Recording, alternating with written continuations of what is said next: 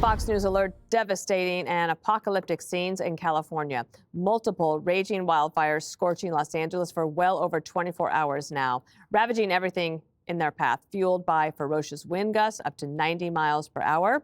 The raging blazes are so far 0% contained. 2 people have been killed. Jonathan Hunt is in Pacific Palisades, California. He's been there all day, and we appreciate your work and your update. If you could tell us what you see right now. Sure, Dana, and the bad news for everybody here is that the homes continue to burn, one after another after another. Take a look at this one behind me. This was not burning when we started talking to Martha McCallum just 2 hours ago, but flames flicked over from another house that was burning, and within 2 hours, this entire structure, which is a large home, as you can tell, on a large footprint of land here, almost completely gone. The concern now, as Brian looks up here, is the home next to it. You can see some flames just licking at the corner of that fence there.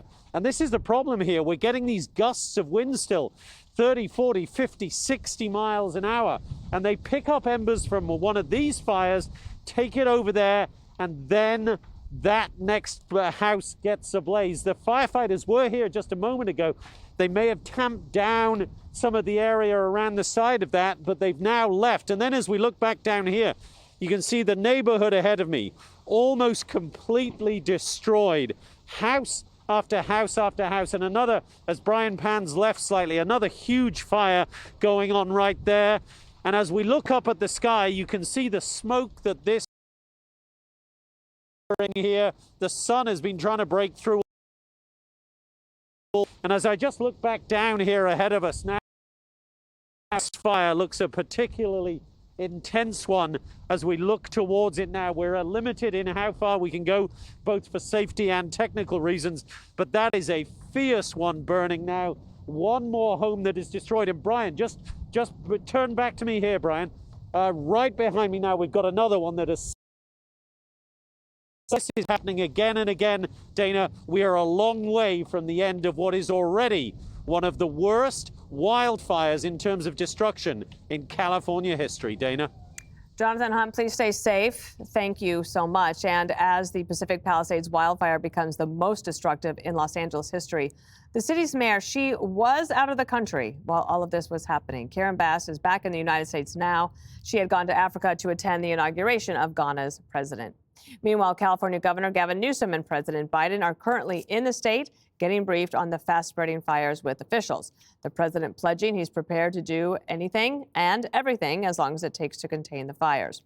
They took no questions, but Newsom was full of praise for Joe, and the president felt it was important to focus on this. There's only one piece of good news. My son lives out here and his wife.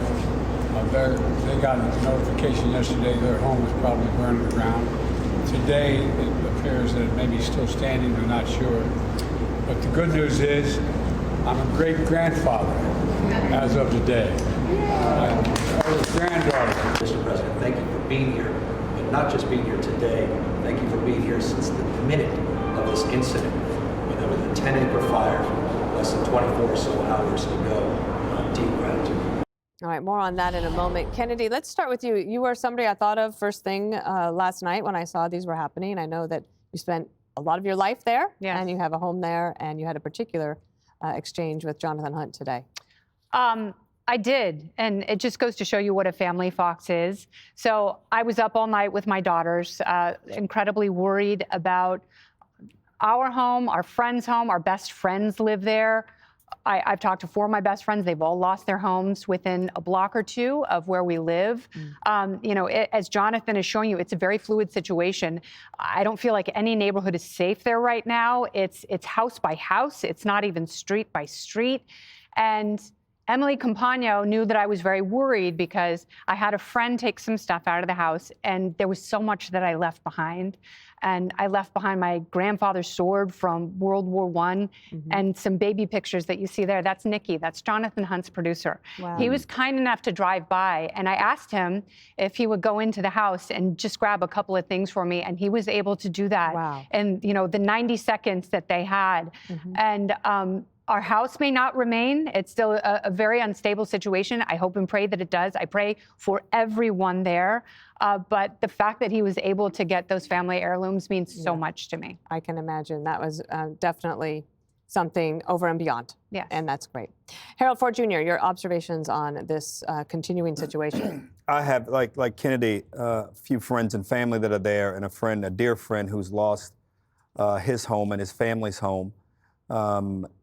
The stories are obviously only going to likely multiply.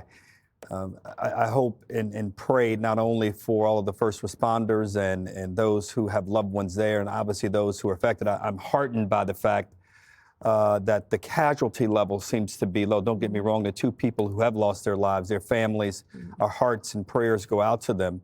But the homes and the schools and the physical structures that have been lost, the impact this is going to have is just untold. I think Matt was saying at the outset, it's incalculable at this point, or should say the calculations are enormously high at this point. It's only going to get worse. I would imagine that some of the efforts to try to get water into these areas from various states or neighboring states is underway, and I'm hopeful and prayerful that the weather improves so that they can at least begin to do the aerial water drops in ways that can be more helpful. But this is just an awful, awful situation, and my prayers go out to everyone in that area. Jesse Waters. Yeah, we're all praying for everybody out there. We all know people and hope everything turns out for you, Kennedy, and your friends. That video we just saw is so symbolic. You have one political leader who's out of the country. You have another political leader who makes it about himself. And you have the other political leader who's just not doing his job. They've contained 0% of this fire, and it didn't need to be this way.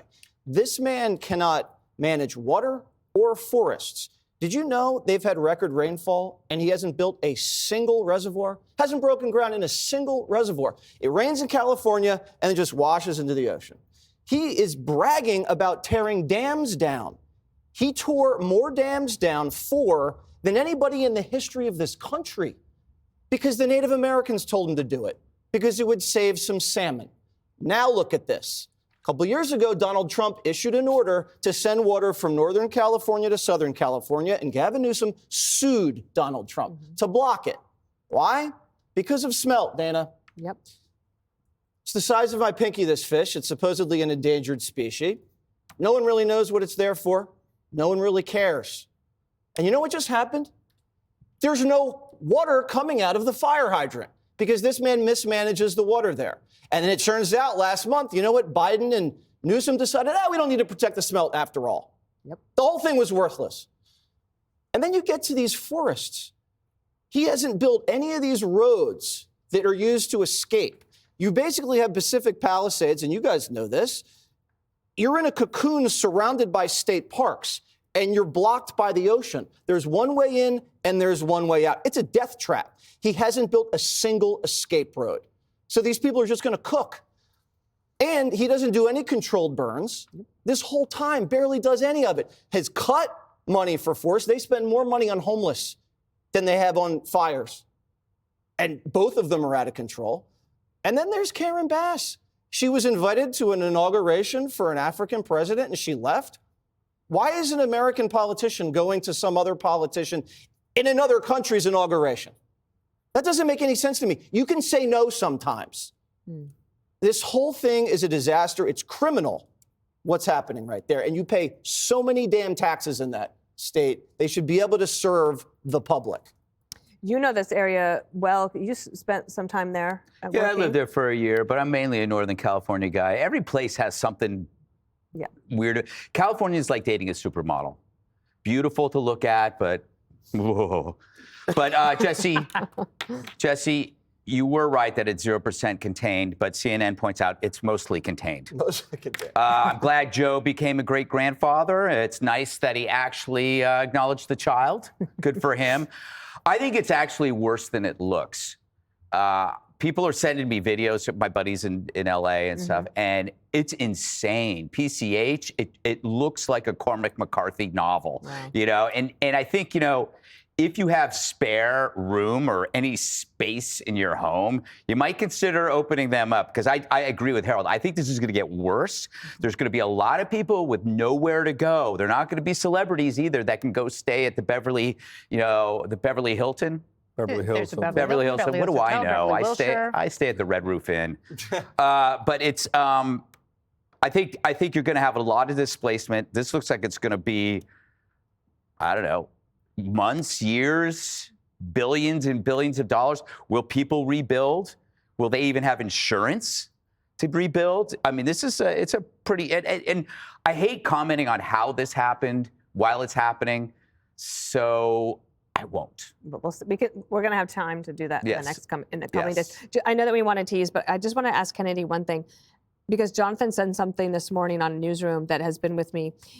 There's a lot of people in California are wealthy, yes, but a lot of people that live in these areas are not, and they've lost their homes too. Mm-hmm. Well, a lot of the people who moved to Pacific Palisades that, my girls have grown up with, they moved there because there are public schools where their kids are safe. And so they moved to the Palisades into apartment complexes and condominium complexes, or, they rent homes. A lot of people who live there inherited homes from grandparents, and they went to Palisades High School, and it's very family and community oriented. And not everyone there, the majority of the people that we knew, the parents in public school, they were hardworking families who were sacrificing everything to send their kids to schools when they couldn't afford private schools. And those are the kind of people that got dropped by companies like State Farm, who just dropped a ton of people in this area who, thought they might get around to getting fire insurance. And now they've lost everything. I have a good friend who's a single mom, and she doesn't know if her home is standing. A neighbor across the street lost his home. He called her today and said, "I don't think your home is still there." That's literally all she has. She's a photographer. She left her home with her cameras and some baby pictures, and that's all she's got now. So. And all those schools in Palisades have burned down. Yeah. Yes, Village School, the high school. This is one of the biggest natural disasters I certainly have been a part of in terms of the coverage, and we are praying for everybody. We'll have more to come as California battles these raging wildfires and disturbing reports that water is starting to run out. Click here to subscribe to the Fox News YouTube page to catch our hottest interviews and most compelling analysis. You won't get it anywhere else.